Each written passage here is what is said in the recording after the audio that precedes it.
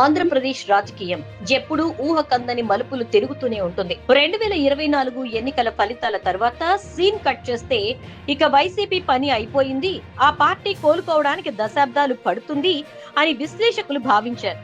కానీ రాజకీయం అనేది నిరంతరం ప్రవహించే నది. ఇక్కడ ఏది శాశ్వతం కాదు. సరిగ్గా 2 ఏళ్లు కూటమి ప్రభుత్వం అధికారంలోకి వచ్చి 2 సంవత్సరాలు పూర్తి చేసుకునేసరికి ఏపీలో పొలిటికల్ సీన్ పూర్తిగా రివర్స్ అవుతోందా? నిన్న మొన్నటి వరకు డిఫెన్స్ లో ఉన్న వైఎస్ఆర్ కాంగ్రెస్ పార్టీలో హఠాత్తుగా కాన్ఫిడెన్స్ ఎక్కడి నుంచి వచ్చింది? మొన్నటి వరకు సైలెంట్ గా ఉన్న క్యాడర్ లో ఈ జోష్ కి కారణం ఏంటి? కూటమి సర్కార్ వైఫల్యాలే జగన్మోహన్ రెడ్డికి మళ్లీ అడ్వాంటేజ్ గా మారుతున్నాయా? ఈ రోజు ప్రత్యేక విశ్లేషణలో కూలంకుషంగా మాట్లాడుకుందాం. వీడియోను చివరి వరకు స్కిప్ చేయకుండా చూడండి. నిజానికి కూటమి ప్రభుత్వం అధికారంలోకి వచ్చిన మొదటి ఏడాది వైసీపీని కోలుకోలేని దెబ్బతీయాలని చూసింది. తిరుపతి లడ్డు వివాదం దగ్గర నుంచి లిక్కర్ స్కామ్, ఇసుక కుంభకోణాలు, విద్యుత్ కొనుగోళ్లు, ఇలా ఒక్కటేమిటి గత 5 ఏళ్ల జగన్ పాలన అంతా అవినీతిమయమైపోయింది అంటూ ఊదరగొట్టారు. విచారణలు జరిపారు, కమిటీలు వేశారు, కేజీల కొద్ది ఫైళ్లను తిరగదోడారు. కానీ కట్ చేస్తే ఏం తేలింది? 2 ఏళ్లు గడుస్తున్నా ఒక్కటంటే ఒక్క అవినీతి ఆరోపణను కూడా కూటమి ప్రభుత్వం చట్టబద్ధంగా నిరూపించలేకపోయింది. కొండను తవ్వి కనీసం ఎలుకను కూడా పట్టలేకపోయారు అనే ఇంప్రెషన్ ఇప్పుడు సామాన్య ప్రజల్లో బలపడిపోయింది. ఇదంతా కేవలం రాజకీయ కక్ష సాధింపు కోసమే చేశారా అనే అనుమానం న్యూట్రల్ ఓటర్లలో మొదలైంది. ఎప్పుడైతే ప్రభుత్వ ఆరోపణల్లో పస్స లేదని తేలిపోయిందో అప్పుడే వైసీపీ నాయకుల్లో, క్యాడర్ లో పోయిన నమ్మకం రెట్టింపు వేగంతో తిరిగొచ్చింది. తాము క్లీన్ గా ఉన్నామనే ధీమా వారిలో స్పష్టంగా కనిపిస్తోంది. ప్రభుత్వానికి 2 ఏళ్లు నిండిన సందర్భంగా వైసీపీ అధిష్టానం ఒక పిలుపునిచ్చింది. 2 ఏళ్ల పాలన, 2 ఏళ్ల మోసం అంటూ రాష్ట్ర వ్యాప్తంగా నిరసన కార్యక్రమాలకు పిలుపునిస్తే క్షేత్రస్థాయిలో జరిగిన పరిణామాలు చూసి కూటమి సర్కార్ ఉలిక్కి పడింది. దాదాపు 100కు పైగా నియోజకవర్గాల్లో వైసీపీ నాయకులు సొంత బలంతో భారీ ర్యాలీలు, బల ప్రదర్శనలు చేశారు. ఒక్కసారి గతాన్ని గుర్తు చేసుకోండి. 2019లో తెలుగుదేశం పార్టీ ఘోరంగా ఓడిపోయినప్పుడు మొదటి 2 ఏళ్ల పాటు నియోజకవర్గాల్లో కనీసం జెండా పట్టుకునే నాదుడు లేడు. చివరికి నారా లోకేష్ పాదయాత్ర మొదలు పెట్టే వరకు చాలా నియోజకవర్గాల్లో టీడీపీ క్యాడర్ రోడ్డు మీదకు రాలేకపోయింది. కానీ వైసీపీ అలా కాదు. అంతటి ఘోర పరాజయం తర్వాత కూడా కేవలం 2 ఏళ్లలోనే 100కు పైగా నియోజకవర్గాల్లో వేలాది మంది జనాభాతో ర్యాలీలు తీశారంటే అది సామాన్యమైన విషయం కాదు. నాయకుల్లో డబ్బుంది, క్యాడర్ లో కసి ఉంది, ప్రజల్లో ప్రభుత్వ వ్యతిరేకత ఉంది అని చెప్పడానికి ఈ ర్యాలీలే అతిపెద్ద నిదర్శనం. తిరుపతిలో కూటమి జరుపుకున్న 2 ఏళ్ల సంబరాల సభ కంటే వైసీపీ క్షేత్రస్థాయిలో చేసిన ర్యాలీలకే జనం బాగా కదిలారనే చర్చ ఇప్పుడు పొలిటికల్ సర్కిల్స్ లో నడుస్తోంది. ఇక ఈ 2 ఏళ్లలో ఏపీ రాజకీయాల్లో జరిగిన అతి పెద్ద సంచలనం ఏంటో తెలుసా? అమరావతి రైతులు వైఎస్ జగన్మోహన్ రెడ్డి దగ్గరకు వెళ్లటం. అవును, మీరు విన్నది నిజమే.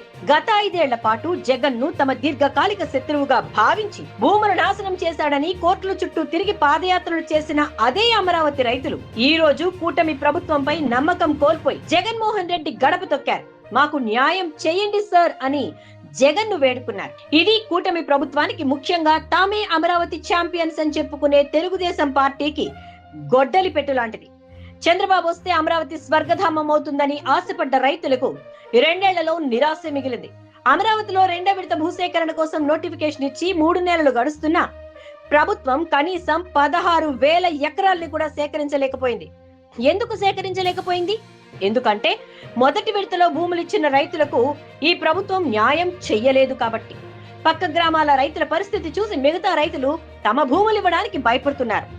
అమరావతి రైతులు జగన్ దగ్గరకు వెళ్లడాన్ని జీర్ణించుకోలేని పచ్చ మీడియా అది కేవలం ఒక సామాజిక వర్గమే అంటూ కవర్ చేసే ప్రయత్నం చేస్తోంది. కానీ ఇది ముమ్మాటికి కూటమి ప్రభుత్వం మైండ్ గేమ్ వైఫల్యమే. జగన్ మళ్లీ వస్తాడు, ఆయనే తమకు భరోసా ఇస్తాడు అనే నమ్మకం అమరావతిలోనే మొదలవడం వైసీపీకి దక్కిన అతి పెద్ద మైలేజ్. కూటమికి తగిలిన మరో బలమైన దెబ్బ నిరుద్యోగుల ఆగ్రహం. ఎన్నికల ముందు నారా లోకేష్ ఊరూరా తిరిగి ఏం చెప్పారు? తాము అధికారంలోకి రాగానే మెగా డిఎస్సీ వేస్తాం, ప్రతి ఏటా జాబ్ క్యాలెండర్ ఇస్తామని నిరుద్యోగుల ఓట్లను కొల్లగొట్టారు. తీరా అధికారంలోకి వచ్చాక ఏం చేశారు?